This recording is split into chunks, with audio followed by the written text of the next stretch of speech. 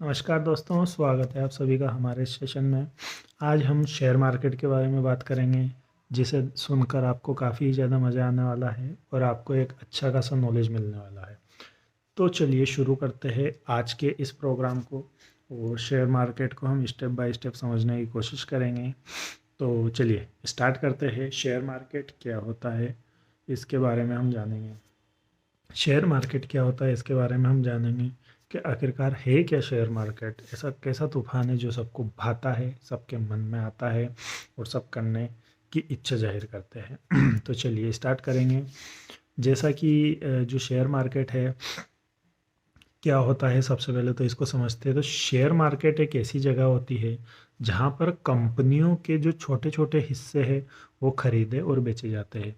मान लो एक कंपनी है आपकी, उस कंपनी के छोटे छोटे जो बोलते हैं ना कि आईपीओ लॉन्च कर दिया। किसी भी एक नई कंपनी अगर बनती है तो वह सेबी के नियमों के अनुसार अपने आईपीओ लॉन्च करती है। पहले तो वह यह देखती है कि वो जो आईपीओ लॉन्च करने लायक उसकी कैपेसिटी है भी या नहीं भी। इस प्रकार से वह जो है आईपीओ बनाती है।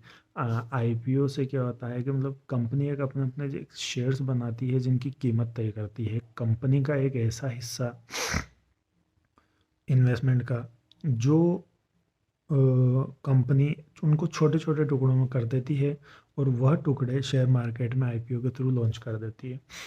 पहली चीज़, जब वह लॉन्च करती है तो वह अलग अलग हिस्सों में लॉन्च हो जाती है। उसके बाद क्या होता है कि वह जो कंपनी के जो शेयर्स बन जाते हैं वो शेयर्स क्या है कि अलग अलग पर्सन खरीदते हैं। अब इसमें भी क्या होता है कि शेयर्स खरीदे भी जाते हैं, शेयर्स जो इनके पास है ऑलरेडी खरीद रखे हैं वो बेचे भी जाते हैं। ऐसा नहीं होता है कि आपने अगर शेयर्स खरीद लिए तो आप उनको भविष्य में एक पर्टिकुलर टाइम के बाद नहीं बेच सकते, ऐसा कुछ नहीं। लेकिन वो कंपनी जब तक है तब तक आप शेयर खरीद भी सकते हैं, शेयर बेच भी सकते हैं, पहली चीज़। दूसरी इसमें ये हो जाती है कि आपने जो शेयर्स खरीदे हैं, अगर आपने पहले कम रेट के खरीदे थे, आप 6 महीने बाद, 1 महीने बाद, 2 महीने बाद, 24 घंटे बाद, 48 घंटे बाद अगर आपके जो शेयर्स हैं उनकी कीमत बढ़ जाती है तो आप बेच भी सकते हैं।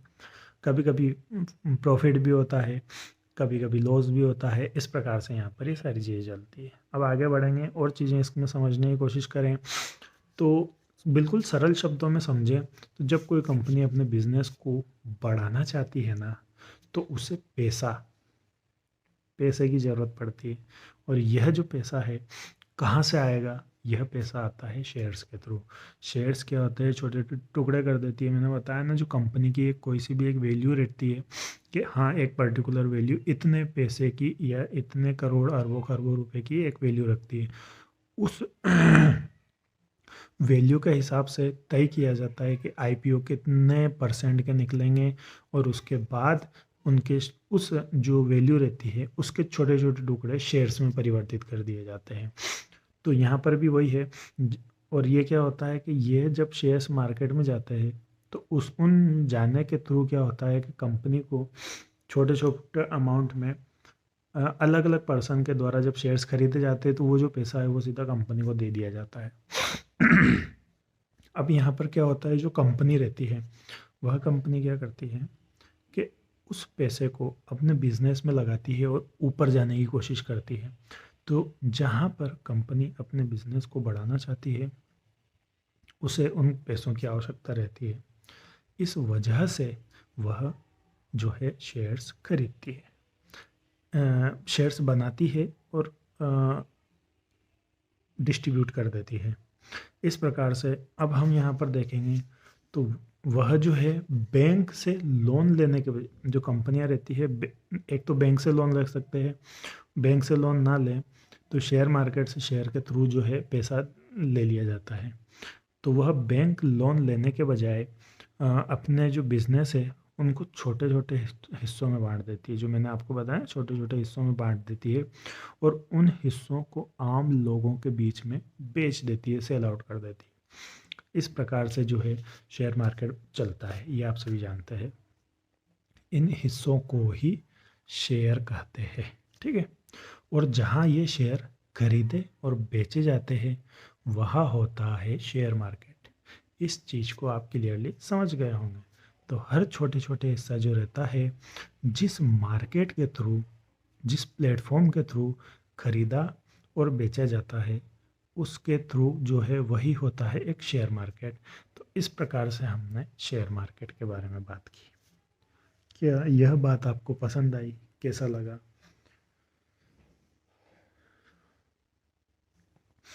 मेरे हिसाब से तो आपको अच्छा लगा होगा।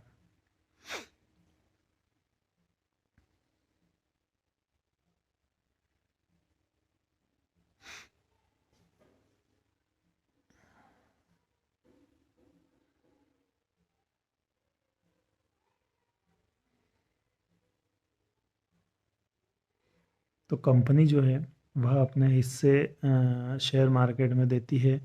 उस वजह से जो है अपने बिजनेस को वह बढ़ाती है और सारी चीज़ें करने की कोशिश करती है। ये चीज़ हमने यहाँ पर जानी। उसके बाद हम आगे बढ़ेंगे और अन्य चीज़ों पर डिस्कस करेंगे कि किस प्रकार से जो है शेयर मार्केट और अन्य अलग अलग तरीक़ों से काम करता है।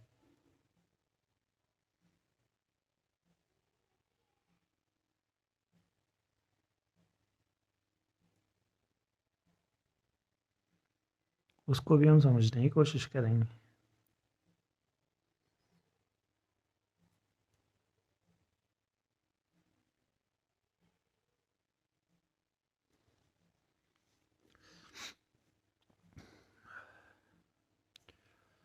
मान लो अपन शेयर मार्केट को समझने के लिए एक उदाहरण लेते हैं।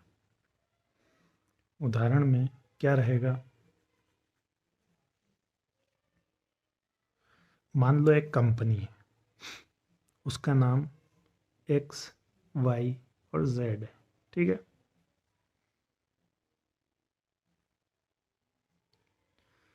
उस कंपनी का नाम एक्स वाई जेड है, या कुछ भी नाम की कंपनी पकड़ लो आप। क्या नाम सोचे हैं?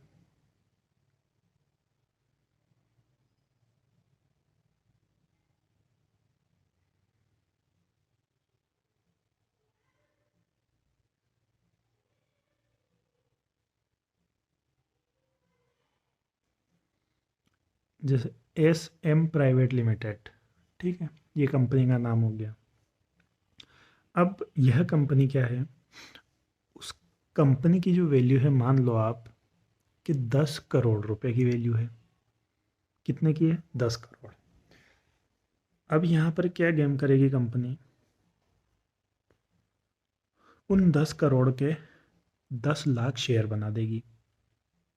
ठीक है, 10 करोड़ के 10 लाख शेयर बना देगी। तो इस हिसाब से एक शेयर जो है वह 100 रुपये का हो जाएगा। ठीक है, एक शेयर की कीमत कितनी हो जाएगी? 100 रुपये। मान लो एक 10 करोड़ की वैल्यू वाली एक कंपनी है, उसके 10 लाख शेयर बना दिए जाते हैं, तो एक शेयर की कीमत 100 रुपये हो जाएगी। जो कोई भी आम आदमी अगर इंटरेस्टेड होता है तो उसको वो खरीद सकता है। आ गई बात समझ में? ठीक है, आगे बढ़ेंगे। जिसने एक शेयर खरीदा, कंपनी का छोटा सा मालिक बन जाता है। ये बात भी है। ठीक है, इसमें जो है वह कंपनी का मालिक बनता है और काफ़ी छोटा मालिक बन जाता है। उसके बाद जिसने 1000 शेयर खरीदे, वह ज़्यादा मालिकाना हक रखता है। इसी प्रकार से शेयर खरीदना मतलब शेयर खरीदना मतलब आपने जिस कंपनी के शेयर खरीदे हैं, उस कंपनी के आप मालिक बन गए हैं।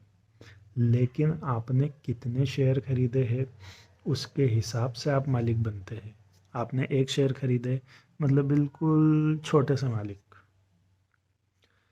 ऊपर बढ़ेंगे, आपने एक से ज़्यादा खरीदे, 1000 खरीद लिए, तो आप एक के कंपैरिजन में 1000 शेयर्स का जो पैसा आपने दिया है कंपनी को, उसके हिसाब से आप मालिक। फिर और आगे बढ़ेंगे। इसका मतलब क्या हो गया है? कंपनी में हिस्सा खरीद लेना। आपने एक शेयर खरीदा मतलब एक कंपनी का हिस्सा आपने खरीद लिया, मतलब मालिक ही तो हुए। सॉलिड बात है, आप मालिक हो गए। तो ऐसे इस टाइप से। अब शेयर मार्केट बनाने की आवश्यकता क्यों पड़ी, इसको भी हम समझेंगे कि ये शेयर मार्केट क्यों बना, क्या रीज़न होगा शेयर मार्केट बनने का। तो शेयर मार्केट की जो ज़रूरत है वह इसलिए पड़ी कि पहले के समय में बिजनेस सिर्फ जो है राजा, साहूकार और अमीर लोग करते थे। ये बात तो सही है। जो छोटे वर्ग के लोग होते थे उन तक ये समझ थी भी नहीं कि क्या है फंडा क्या नहीं है। तो जो है पहले के समझ में बिजनेस सिर्फ राजा लोग करते थे, बिल्कुल सही बात है, राजा ही करेंगे। उसके बाद कुछ साहूकार थे वो करते थे, अमीर लोग करते थे। आम आदमी के पास इस चीज़ का मौका बिल्कुल नहीं था कि वह भी अपना बिजनेस इस टाइप से कर पाए।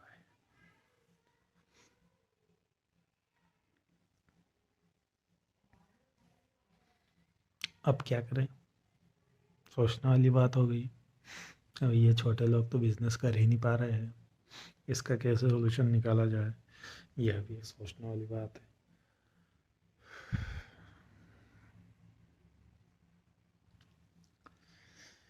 तो इसका सॉल्यूशन कैसे निकाला जाए।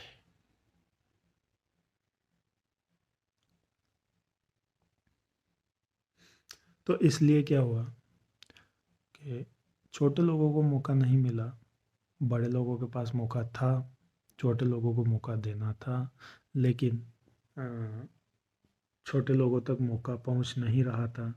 तो फिर क्या हुआ कि मतलब सभी अलग अलग फील्ड के व्यक्तियों ने, गवर्नमेंट ने और सभी ने मिलकर दिमाग लगाया। तो जो बड़ी बड़ी कंपनियां बनी, पहले भी थी लेकिन बनी, उसके बाद उन्हें पैसे चाहिए थे, क्योंकि कंपनियां होती है, कंपनियां अपना बिजनेस सेटअप के लिए पैसा चाहिए रहता है हर कंपनी को। आप सोचते हैं कि जो पैसा होता है ऑलरेडी कंपनियों के मालिक के पास पैसा रहता है, इस वजह से जो मालिक है वह बिजनेस कर पाता है। क्या अभी जानने की कोशिश की कि एक पर्टिकुलर व्यक्ति के पास इतना पैसा कहाँ से आया होगा। खुद सोच के देखिए, पैसा कोई कम अमाउंट में कंपनी में नहीं लगाया जाता है। एक व्यक्ति के 15 प्लांट, 20 प्लांट, 25 प्लांट, 30 प्लांट, ऐसे प्लांट चलते हैं, 50 प्लांट, 100 प्लांट। तो ये एक प्लांट बनाने में अरबों खरबों रुपए का खर्चा आता है। यह खर्चा एक पर्टिकुलर व्यक्ति कर सकता है क्या? पॉसिबल ही नहीं है। और है सिर्फ और सिर्फ शेयर मार्केट।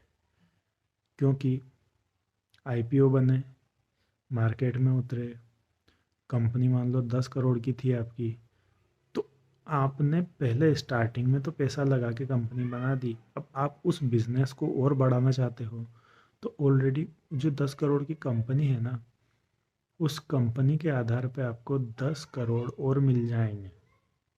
अब आप खूब करो बिजनेस, कोई इशू वाली बात नहीं है। तो इस टाइप से बिजनेस चलता था।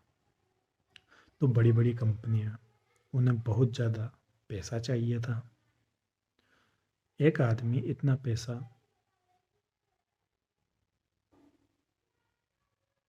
जैसे मैंने अभी आपको एग्जांपल दिया कि एक कंपनी है 10 करोड़ की, कंपनी को पैसा चाहिए। क्या कंपनी पैसा एक आदमी से लेके काम कर सकती है क्या? कंपनी को एक आदमी पैसा दे सकता है क्या? सवाल ही पैदा नहीं होता। एक आदमी के, आपके पास, मेरे पास या किसी के पास 10 करोड़ है क्या? अगर मान लो एक कंपनी को चाहिए तो नहीं है, तो वह छोटे छोटे टुकड़े करेगी और मार्केट में सेल आउट कर देगी। तो उसमें वहाँ पर एक नहीं 1,000 लोग खरीदने वाले हो जाएंगे। जब वहाँ पर एक और 1,000 खरीदने वाले हैं, तो आपके 10 करोड़ इकट्ठे आराम से हो जाएंगे, कोई बड़ी बात नहीं है। तो एक आदमी इतना पैसा नहीं दे सकता था, इसलिए समाधान यह निकाला गया कि पब्लिक से पब्लिक से और पब्लिक से पैसा लिया जाएगा। ठीक है, तो यहाँ पर शेयर्स के थ्रू जो है आम जनता से पैसा लिया जाता है, आम जनता से पैसा इकट्ठा किया जाता है। इसके बाद क्या होता है, यहीं से जन्म होता है शेयर मार्केट का। इस टाइप से शेयर मार्केट काम करता है। शेयर मार्केट का थोड़ा सा छोटा सा अपन इतिहास समझने की कोशिश करते हैं। क्या इतिहास समझें? दुनिया का पहला शेयर मार्केट कहाँ बना होगा? आपके दिमाग में कभी आया है कि यार पूरी दुनिया है, उसके अंदर शेयर मार्केट बना होगा? तो कहीं ना कहीं तो बना होगा। ऐसा तो नहीं है कि भारत में जो है BSE NSE बन गया, है ना? ऐसा नहीं है। तो सबसे पहले जो है शेयर मार्केट बना था, वो बना था सन 1602 ईस्वी में, जब अपने भारत में मुगलों का राज चलता था।